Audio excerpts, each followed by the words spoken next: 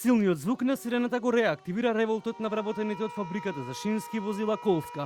Железничкиот сообраќај запрен, возот стопиран. Работниците побараа владата да не се игра со нивната екзистенција.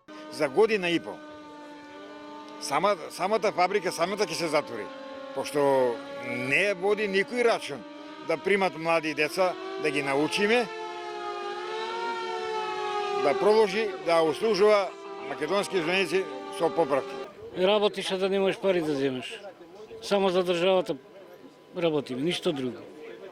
За нас нема ништо. Поддршка стигна и од синдикатот во фабриката на ИССМ. Побараа управата за јавни приходи да ја одблокира сметката на фабриката, бидејќи 3 месеци не можат да го исплаќаат долгот на рати, кој што е во висина од 37 милиони денари. ССМ побара почитување на законите, но и најави дека во тужбите против државата пред домашни меѓународни судови ќе бидат опфатени и случувањето во фабриката Колска.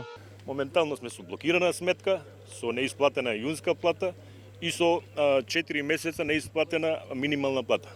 Не може државата да плаќа решение за присилна наплата, а истата да не праќа инспекција, бидејќи се исплаќа испод минималната плата, која е уредена со законско решение од страна на владата. Од синдикатот за сообраќај и врски побараа Министерството за транспорт и врски да најде чаре за вработените во фабриката, зашто имаат и свој предлог. Предлогот на Сојуз на синдикати на Македонија и на вработените во Колска ВЛС до министерот Бочварски да ги здомат овие 77 вработени кои за 5 години ќе бидат нула, затоа што просекот на старост им е преку 55 години, да ги здомат или во транспорт влеча, каде што се одржаваат нивните возни единици, или во инфраструктура железница. Од транспорт и врски велат дека владата ги следи проблемите со фабриката Колска.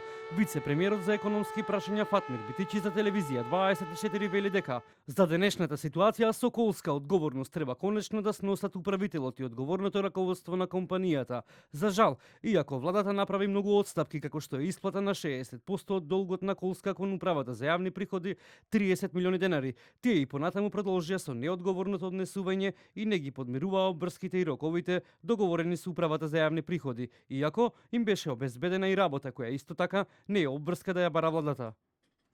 Дали постои законска можност за деблокада на сметката на фабриката?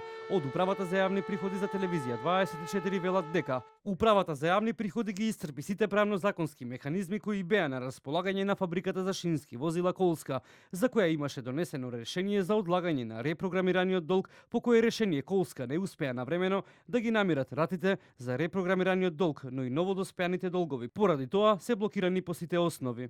Вработените и утре ќе блокираат, а сирените ќе ги пуштат гласно пред управата за јавни приходи во Велес. Долга е голготата на вработените од велешката фабрика Колска. Покрај во борбата за опстанок на оваа фабрика, вработените си го бараат и она што треба да го добијат, а тоа се платите кои што државата им ги доцни. Ова зад мене, како што може да се види, е сликата денес, а тоа е една од формите за радикализација на штрајкот на синдикатот, бидејќи сметаат дека државата нема слух, па посегнаа токму на овој начин да го изразат својот револт.